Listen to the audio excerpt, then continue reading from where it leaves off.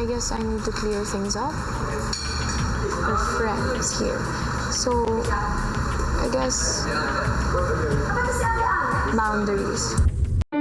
Naging intense ang kaganapan kagabi sa programang Pinoy Big Brother matapos harapang pagsabihan ng PBB housemate na si Princess ang kasama sa bahay na si Fred.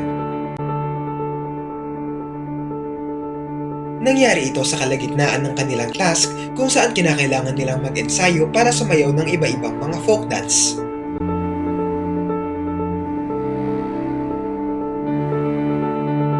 Makikitang kapartner ni Princess Joaquin sa kanilang magiging performance at tila wala namang problema sa pagitan nila para gawin ang task na ito.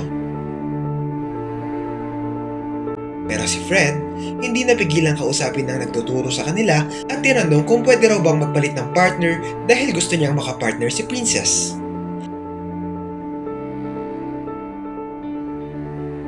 Dito ay masinsinan siyang kinausap ni Princess na makikitang hindi natuwa sa kanyang sinabi, sabay sabing, boundaries.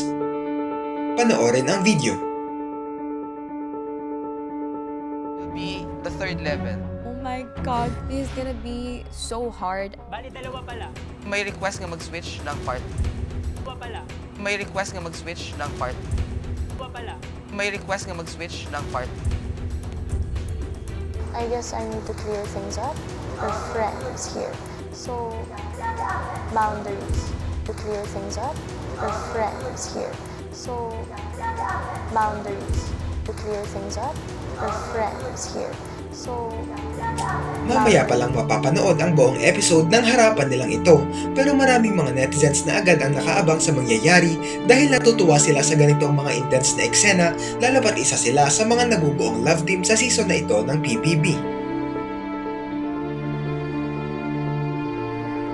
Umani ito ng halo-halong komento mula sa mga netizens.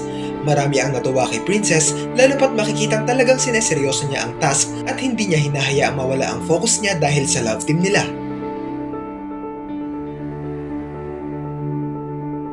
May mga naawa rin para kay Lela, lalo pat siya ang kapartner ni Fred at nakaka-offend dumano na handa siyang iwan ni Fred kahit pa-task lang ito.